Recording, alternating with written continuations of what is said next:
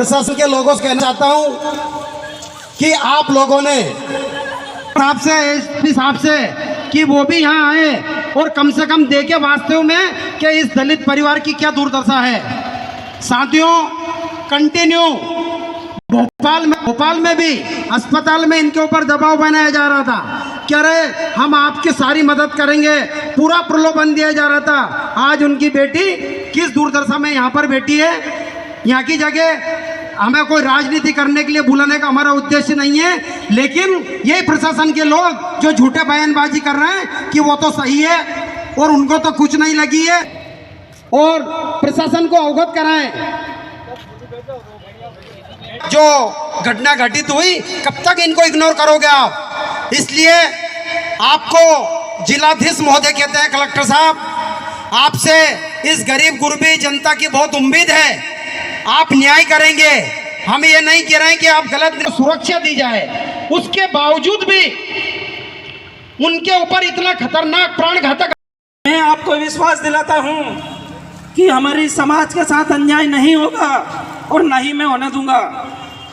जिस लगन और विश्वास के साथ समाज को लेकर के मैं भारतीय जनता पार्टी में निकला था और समाज को एक साथ एकजुट करके भारतीय जनता पार्टी के कंधे से कंधा मिलाकर अगर काम किया था, तो मैं आपको विश्वास दिलाता हूं कि निश्चित रूप से हमारी इस बेटी के साथ हम अन्याय नहीं होने देंगे। मैं निश्चित रूप से प्रशासन से और शासन से बात करूंगा कि आज अगर ये कृत्य हुआ है तो क्यों हुआ है, और न्याय अगर नहीं मिला है तो क्यों नहीं मिला है। आज एसडीएम का कार्यालय के पास में खुद जाऊंगा, एसडीएम कार्यालय में खुद जाऊंगा, खुद कलेक्टर के पास जाऊंगा और बात करूंगा कि अगर ओम प्रकाश की अगर 1 बीघा जमीन पे अगर विवाद चल रहा था तो 5 बीघा जमीन का स्टे हो, जितनी जल्दी हो सके इनको न्याय मिले। अन्यथा फिर हमें भी नहीं पता कि हमारा समाज एकजुट होकर के हम लोग किस हद तक जाएंगे। इसी के साथ मैं अपनी वाणी को विराम। राजनीतिक दबाव में क्रॉस केस की तैयारी, कब तक अन्याय अत्याचार करोगे दलितों के ऊपर? चुनाव के टाइम पे तो खूब हजारी मास्टर तुमने धोखे चमार बड़े और के, और आज तमें चमार बड़े और पे आक्रमण करने की ताकत आ गई। 5 साल, ये 4 साल बचे चुनाव का, 4 साल बाद में फिर हमारा पाँव में पड़वा होगा तुम, और झूठी कहानी पेश कर रही है हमारे सामने।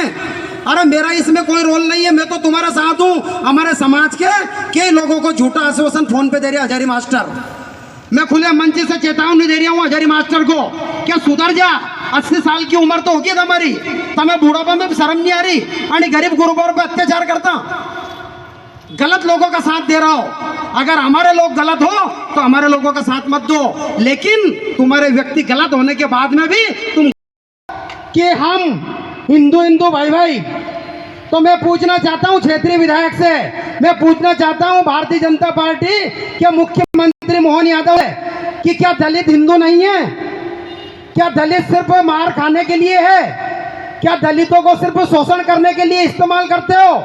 क्या दलितों को सिर्फ जूते देने के लिए है?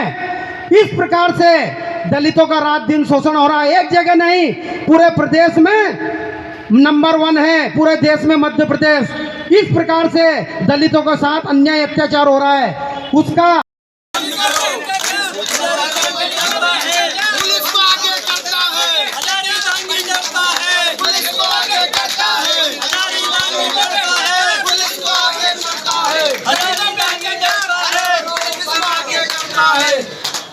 बालिका को हॉस्पिटल, अरे वो तो डरता है, पुलिस को आगे करता है, हजारी दांगी डरता है, पुलिस को आगे करता है। दलितों पे हो रहे अत्याचार बंद करो, दलितों पे हो रहे अत्याचार बंद करो। पुलिस के बल पर ये सरकार नहीं चलेगी, पुलिस के बल पर ये सरकार नहीं चलेगी, पुलिस के बल पर ये सरकार नहीं चलेगी। कॉल करके बात करिए।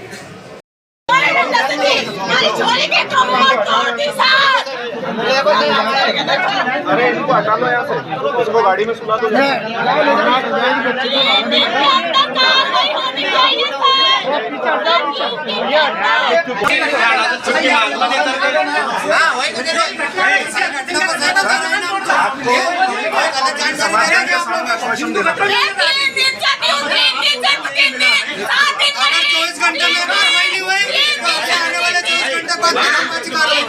होनी चाहिए।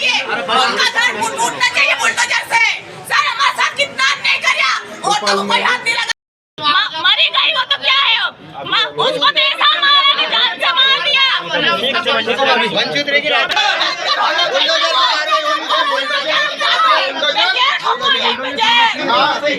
बुलडोजर चलेगी। देखो सर लड़की होती तो कैसा लगता।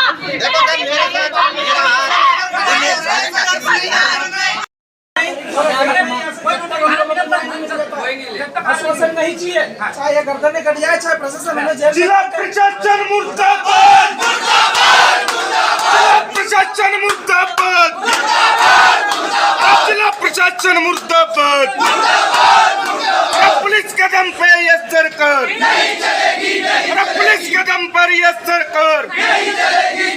जिला कलेक्टर और वहाँ के नायब तहसीलदार सारे लोगों ने गलत रिपोर्ट की है। वो सारे केस ये ओम प्रकाश जी जीत चुके हैं, पूरे इनके पास कॉपी है केस जीतने की। मौके पे प्रशासन 18 तारीख अगर पहुंचता मौके है। पर पुलिस प्रशासन और आपका रेवेन्यू का अधिकारी सही रिपोर्ट दे तो आज ये घटना घटित नहीं होती। जो आज ये बच्ची मारपीट के साथ भी मारपीट की गई। और यदि आपको उचित न्याय देना था तो कम से कम जिस पटवारी ने रिपोर्ट गलत दी है, जिस नायब तहसीलदार ने रिपोर्ट गलत दी है, किन कारणों से दी है, पैसा लिया या राजनीतिक दबाव में रिपोर्ट गलत दी है। क्योंकि साहब आज की तारीख में अगर हम लोग आपसे न्याय नहीं मांगे, किसके पास न्याय मांगने के लिए जाएंगे। भारतीय जनता पार्टी तो हमें हिंदू समझती नहीं है, केवल वोट के समय भारतीय जनता पार्टी हिंदू समझती है। आज हम जब न्याय मांगने के लिए आए हैं तो आज हम दलित हिंदू नहीं है। तो आप लोग संवैधानिक पदों पर बैठे हुए लोग हैं, आपसे हमारा रिक्वेस्ट है, माननीय कलेक्टर महोदय हमको इग्नोर कर चले गए। अरे हम भी इस देश के नागरिक है, हम भी इस देश के नागरिक है। हम कलेक्टर साहब से मिलना चाहते थे, हमने निवेदन किया साहब रुकिए 2 मिनट, वो हमसे बात नहीं कर सके। क्या इस देश के नागरिक के प्रति आप लोगों को जिम्मेदारी नहीं बनती है इस कलेक्टर की?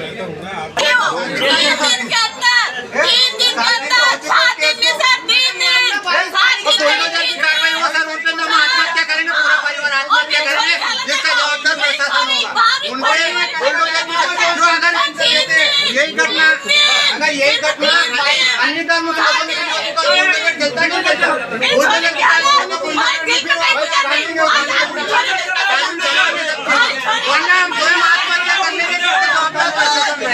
गलत रिपोर्ट बनाने वाले पटवारी तहसीलदार और एसडीएम पर सर कार्रवाई होनी चाहिए। ये मौके पर जमीन का सीमांकन करने पहुंचे 18 तारीख और इन्होंने कागजी दस्तावेज में तारीख दर्शाई है 15 तारीख। जमीन का कब्जा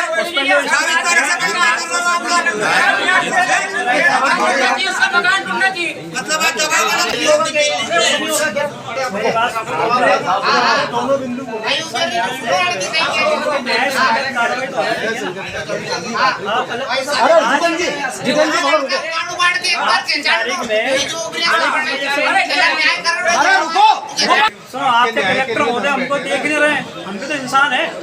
आप किस पे कलेक्ट्री करोगे? देखो जो पीड़ित आदमी है, पीड़ित भी आपके पास आएगा, 70 सिनों के सब पास तो आप लोग जाओगे, फोन लगाएंगे मैं रेस्ट हाउस में आया हूँ, आ जाइए सब। हम आपके पास न्याय मांगने आ रहे हैं, आप लोग आपके कलेक्टर साहब रुके नहीं, हम 2 मिनट के लिए बात कर लेते हमसे।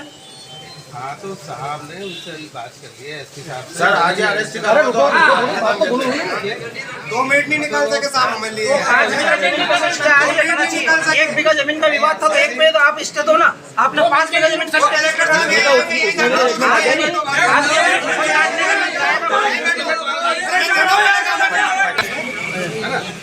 ये सब क्लियर हो गया। आप जाओ तो आप